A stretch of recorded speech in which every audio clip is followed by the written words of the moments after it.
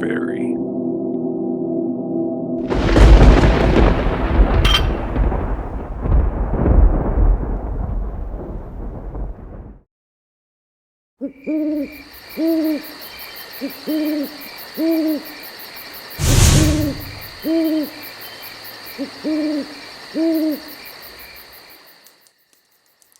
Whispers at the lake.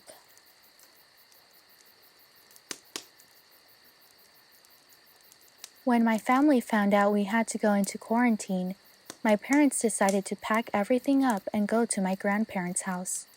It was quite a drive because my grandparents live near a lake, and I'm not gonna lie, I was looking forward to going over because they have a pretty big house and there is always something to do. We could go swimming, fishing, and camp outside if we wanted to. My best friends Anthony and Jacob, who are also my roommates from college, came with us because their families live out of state. After many tired hours in the car, we finally arrived. My grandparents gave me a big hug and let me and my friends pick out any room out of the house. We chose the one closest to the living room on the first floor so that we would be able to sneak out whenever we'd like. By the time we unpacked everything from the cars, it was dinner time. Before we went to eat, my grandpa asked us to go grab some wood in the garage because he wanted to get the fireplace going. We said okay and headed outside.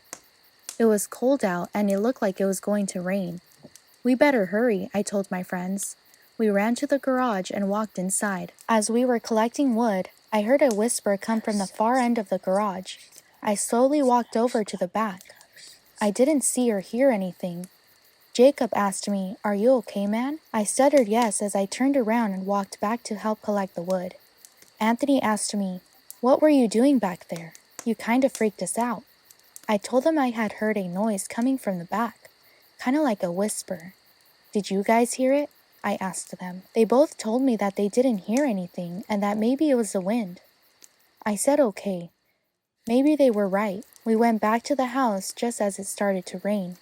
We ate dinner and everyone got around the fireplace in the living room. We were playing charades and me and Anthony were winning when all of a sudden, I heard it again. I heard it coming from the hall. "Where are you going?" my dad asked me. I ignored him because I was so determined to find where that damn whisper was coming from.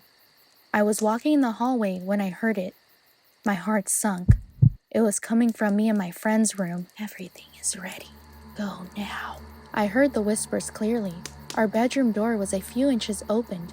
I slowly pushed the door open, and the door was creaking loudly. So much for me being discreet, I thought. I found nothing. At that moment, I felt a hand touch my shoulder from behind. I jumped from shock. "Dude, what's going on?" It was Anthony. I sighed with relief. I told him I heard the whispers again, and he was starting to be suspicious. "Are you sure, dude? Me and Jacob didn't hear anything back at the garage, and now you're saying that you heard it again? Is this a prank?" I told him it wasn't and that I was being serious. I know what I had heard. We went back to the living room to continue the game of charades. The following day wasn't raining, so Jacob, Anthony, and I borrowed my grandpa's boat to go fishing in the lake. We headed out at around noontime. To get to the lake, we have to go through a good 2 miles worth of trees. It took us about 30 minutes to get there because we were carrying the boat. We were walking and talking and laughing and thinking about past memories at school when... Oh no. Shh, I told my friends to be quiet and to listen. We all stopped in our tracks and listened. "Go now. Come on, do it. No, later when they come back." Jacob and Anthony froze. They finally heard it. I mouthed to them whispers from last time, and they nodded their heads. I decided to investigate. I signaled to Jacob to put the boat down. I walked towards the place I had heard the whispers. Jacob and Anthony followed close behind. There was a bush moving in a very subtle way, but I knew it was coming from there. We stopped in front of the bush and I signaled to them on the count of 3 we would look. 1, 2, 3. We walked behind the bush. Anthony yelled. Jacob ran away and I froze in fear. Jacob was yelling, "Run!" and Anthony yelled at me, "Come on." I wasn't moving though, so he grabbed my arm and helped me run. I was running all awkward because I was still in shock, until Anthony said, "Hurry up, Michael, they're coming." I finally snapped out of it and ran. We kept running for what seemed like forever, until we saw Jacob in the driver's seat with the engine on. Jacob yelled, "Hurry!" We jumped in the car and Jacob sped away. I turned around and there they were. We were quiet the entire ride back to the house. We were all still scared about what we had just seen. It wasn't until Jacob parked that Anthony said, guys, we forgot your grandpa's boat." "Shoot, I'm not going back there," Jacob said. "Forget the boat, just tell your grandpa the boat pierced a rock and it sunk." "But that would mean our clothes would be drenched," I replied. Jacob tried to come up with another idea, but I said forget it, I have to go back. My grandpa trusted us with his boat. Jacob sighed with frustration and said fine. He turned on the car and we drove back there. When we got there, we decided to trace our steps to find the boat. We kept walking deeper and deeper and Anthony said, "There it is, I see it." I looked to where he was pointing and I told him that is not where we had left it before. Jacob nodded. I told him let's be cautious. If we hear the whispers again, we run back to the car.